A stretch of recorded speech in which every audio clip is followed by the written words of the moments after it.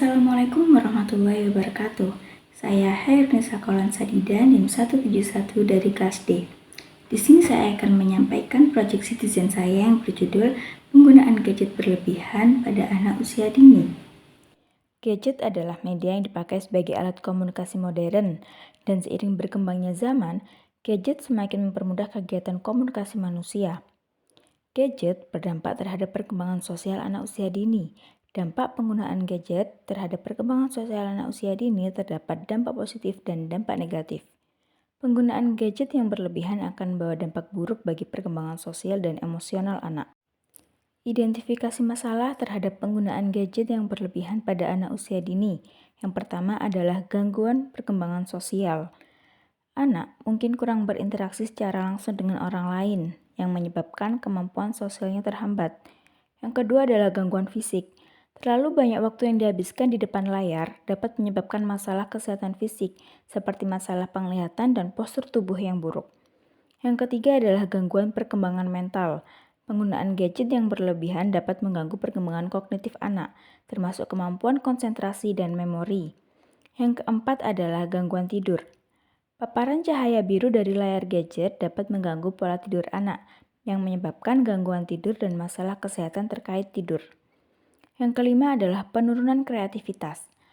Karena terlalu banyak waktu yang dihabiskan di depan layar dapat menghambat kreativitas anak dengan kurangnya kesempatan untuk bermain secara aktif dan menggunakan imajinasi. Yang keenam adalah ketergantungan. Anak mungkin menjadi terlalu bergantung pada gadget untuk hiburan dan pembelajaran, sehingga mengabaikan aktivitas luar ruangan dan interaksi sosial yang sehat. Yang selanjutnya adalah konten yang tidak sesuai. Tanpa adanya pengawasan yang tepat, anak mungkin dapat terpapar pada konten yang tidak sesuai untuk usia mereka, termasuk kekerasan dan pornografi. Dan yang terakhir adalah keterlambatan perkembangan bahasa.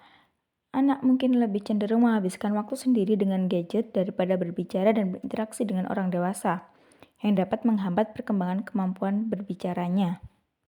Terdapat beberapa alternatif kebijakan yang bisa diterapkan untuk mengurangi penggunaan gadget berlebihan pada anak usia dini. Yang pertama adalah batasan waktu. Sudah seharusnya para orang tua menetapkan batasan waktu yang jelas untuk penggunaan gadget setiap hari, baik untuk keperluan hiburan maupun pembelajaran. Yang kedua adalah pengawasan aktif. Orang tua harus secara aktif mengawasi penggunaan gadget anak, termasuk memilih konten yang sesuai dan memastikan bahwa anak tidak menggunakan gadget secara berlebihan. Yang ketiga adalah pembatasan akses. Dengan menggunakan fitur kontrol orang tua atau aplikasi pengembangan waktu untuk membatasi akses anak terhadap gadget pada jam-jam tertentu. Yang keempat adalah kegiatan alternatif, yaitu dengan cara memberikan anak pilihan kegiatan alternatif yang menarik seperti membaca buku, bermain permainan tradisional, atau bermain musik. Yang kelima adalah pendidikan orang tua, yaitu dengan memberikan edukasi kepada orang tua tentang pentingnya pengawasan dan batasan waktu yang tepat untuk penggunaan gadget oleh anak. Yang keenam adalah aktivitas luar ruangan, dengan cara mendorong anak untuk berpartisipasi dalam aktivitas fisik dan sosial di luar ruangan, seperti bermain di taman atau bergabung dengan kelompok bermain. Sebagai usulan kebijakan dalam mengatasi penggunaan gadget berlebihan pada anak usia dini, berikut terdapat beberapa langkah yang dapat diambil. Yang pertama adalah pendidikan dan penyuluhan. Dengan cara melakukan kampanye penyuluhan kepada orang tua, guru, dan masyarakat tentang dampak negatif penggunaan gadget berlebihan pada anak usia dini serta pentingnya pembatasan waktu dan pengawasan yang tepat. Yang kedua adalah program keluarga sadar teknologi. Dengan cara membantu keluarga dalam mengembangkan kesadaran tentang penggunaan teknologi dengan memberikan panduan praktis, sumber daya, dan dukungan untuk mengelola waktu layar keluarga. Yang ketiga adalah penelitian dan evaluasi. Mendorong penelitian yang lebih baik tentang dampak penggunaan gadget pada anak usia dini, serta evaluasi kebijakan yang diterapkan untuk memastikan keberhasilan dan perbaikan yang diperlukan. Yang keempat adalah kemitraan komunitas. Dengan cara mengembangkan kemitraan dengan organisasi masyarakat, lembaga pendidikan, dan provider layanan kesehatan untuk menyediakan dukungan dan sumber daya bagi keluarga dalam menghadapi tantangan penggunaan gadget berlebihan. Terdapat rencana tindakan yang dapat dilakukan untuk mengatasi penggunaan gadget berlebihan pada anak usia dini. Yang pertama adalah analisis situasi. Lakukan evaluasi menyeluruh terhadap pola penggunaan gadget saat ini oleh anak usia dini, termasuk durasi, jenis konten, dan dampaknya terhadap kesejahteraan mereka. Yang kedua adalah konsultasi dengan ahli. Mengonsultasikan rencana tindakan ini dengan ahli psikolog anak, dokter anak, dan profesional lainnya untuk mendapatkan masukan dan panduan yang tepat. Yang ketiga adalah edukasi orang tua. Dengan mengadakan sesi penyuluhan dan workshop untuk orang tua tentang pentingnya pengawasan dan pembatasan waktu dalam penggunaan gadget oleh anak, serta memberikan strategi praktis untuk mengelola penggunaan gadget. Yang keempat adalah pengembangan kebijakan keluarga. Bersama-sama dengan anggota keluarga, mengembangkan kebijakan keluarga yang jelas tentang penggunaan gadget, termasuk batasan waktu, konten yang diperbolehkan, dan konsekuensi jika kebijakan dilanggar. Yang kelima adalah penggunaan fitur kontrol. Memanfaatkan fitur tersebut, orang tua yang disediakan oleh perangkat dan aplikasi untuk membatasi akses anak terhadap gadget dan konten yang tidak sesuai. Yang keenam adalah promosi aktivitas alternatif. Dengan cara mengatur jadwal rutin untuk aktivitas luar ruangan, permainan tradisional, atau kegiatan kreatif lainnya yang menarik perhatian anak dan mengalihkan fokus mereka dari gadget. Yang ketujuh adalah model perilaku positif.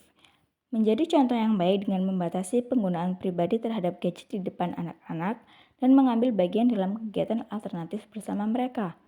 Yang kedelapan adalah pemantauan dan evaluasi. Melakukan pemantauan rutin terhadap implementasi kebijakan dan penggunaan gadget anak, serta mengevaluasi dampaknya terhadap kesejahteraan dan perkembangan anak. Yang kesembilan adalah kemitraan dengan sekolah. Berkoordinasi dengan sekolah untuk mengintegrasikan pesan tentang penggunaan yang sehat dan bertanggung jawab terhadap teknologi dalam kurikulum dan kegiatan sekolah. Yang terakhir adalah dukungan komunitas. Dengan mencari dukungan dari komunitas lokal, lembaga pendidikan, dan organisasi masyarakat lainnya dalam mendukung upaya mengurangi penggunaan gadget berlebihan pada anak usia dini. Dengan menerapkan rencana tindakan ini secara konsisten dan dapat melibatkan semua pemangku kepentingan, diharapkan dapat menciptakan lingkungan yang mendukung perkembangan anak secara seimbang dalam era digital. Pada slide ini terdapat dokumentasi wawancara, yang dimana dulunya anak dari ibu tersebut sangat kecanduan dengan gadget.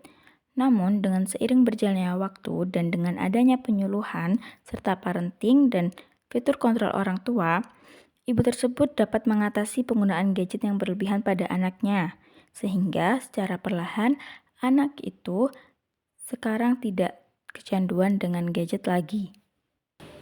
Sekian penjelasan dari saya. Wassalamualaikum warahmatullahi wabarakatuh.